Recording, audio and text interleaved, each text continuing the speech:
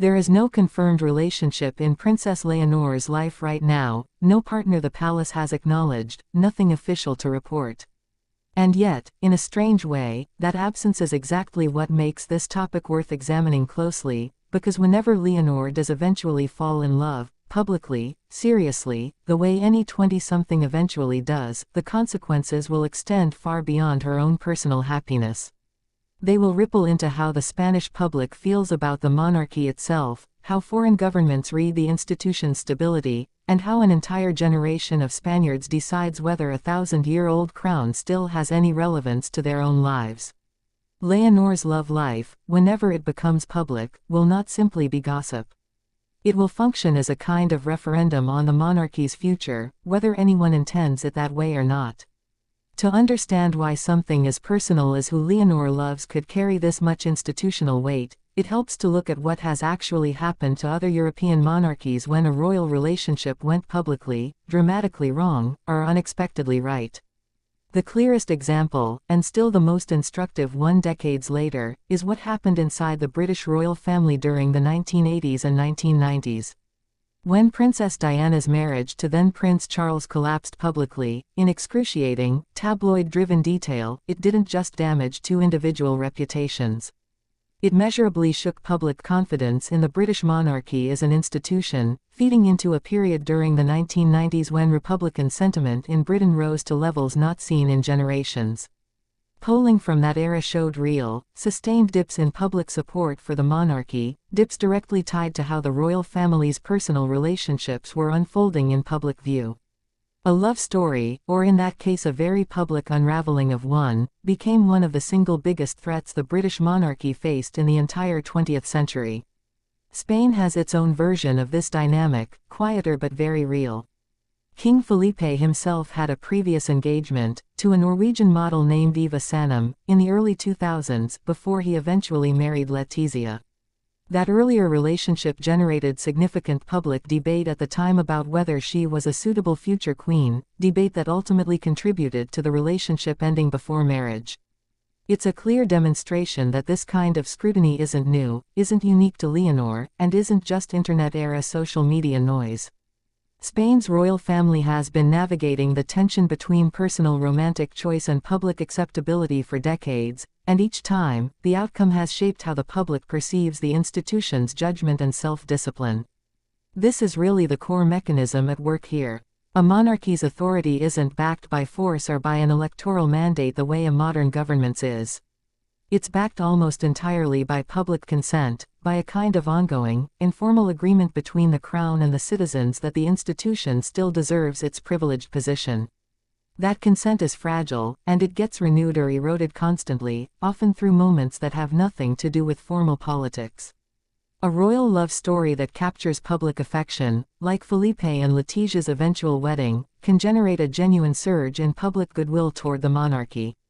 A royal relationship that generates controversy, scandal, or public disapproval can do exactly the opposite, chipping away at the very consent the institution depends on to survive. For Leonor specifically, this dynamic carries extra weight because of where she sits generationally.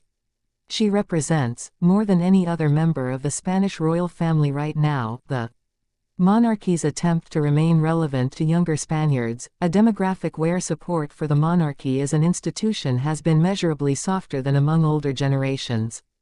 Polling on Spanish attitudes toward the monarchy has consistently shown a generational gap, with younger citizens expressing more skepticism about whether a hereditary head of state still makes sense in a modern democracy.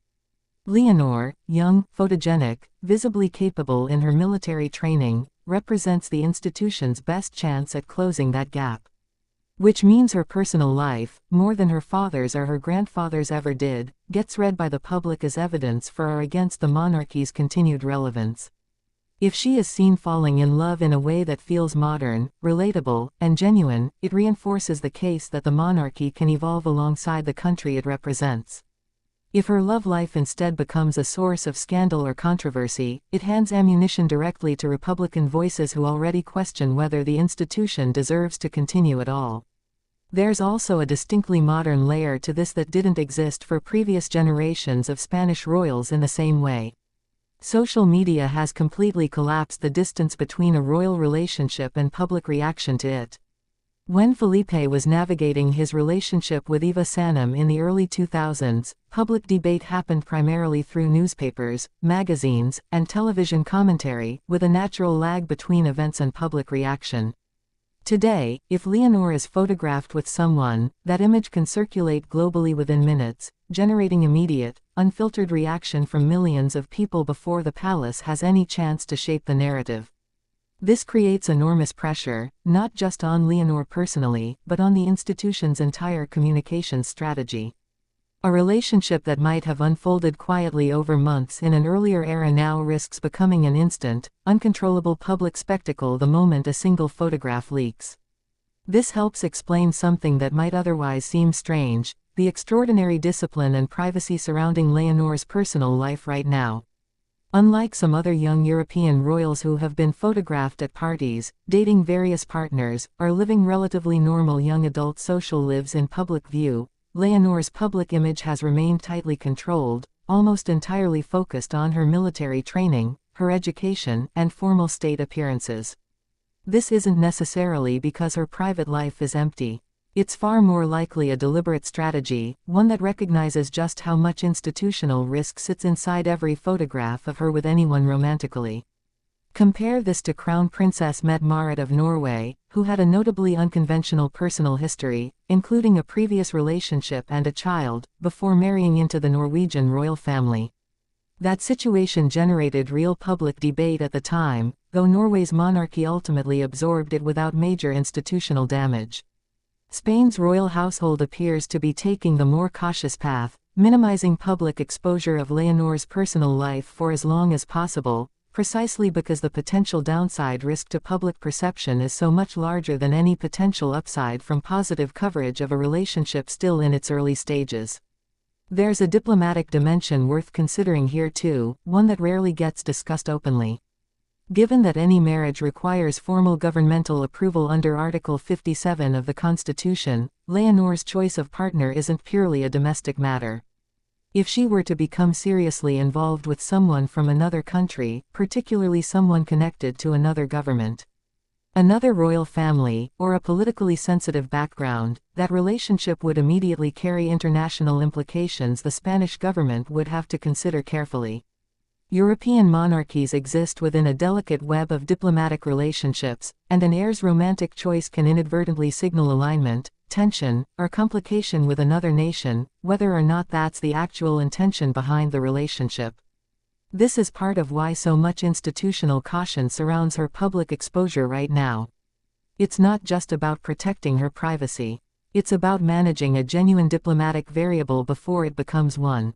All of this adds up to something that might sound dramatic but is actually a fairly literal description of the situation. Leonor's love life, whenever it eventually becomes public, will function as one of the most consequential events in the modern history of the Spanish monarchy, not because of the relationship itself, but because of what the public's reaction to it reveals. It will reveal whether younger Spaniards can see themselves reflected in the monarchy's future. It will reveal whether the institution can survive under the kind of instant, borderless media scrutiny that didn't exist for previous royal generations. And it will reveal, ultimately, whether the careful, disciplined image the royal household has built around Leonor over the past several years can hold up once real personal choice enters the picture in a way the palace can no longer fully control.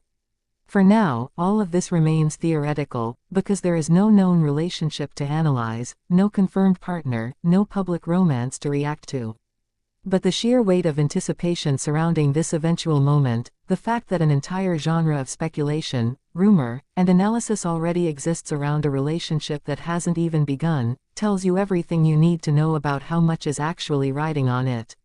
Somewhere down the road, Leonor will fall in love in public, whether she chooses that timing or not, and when she does, Spain's monarchy will be tested in a way no formal ceremony, military exercise, or constitutional oath ever could test it. Not by politics, not by law, but by the simple, universal, and entirely unpredictable experience of a young woman choosing who she wants to spend her life with.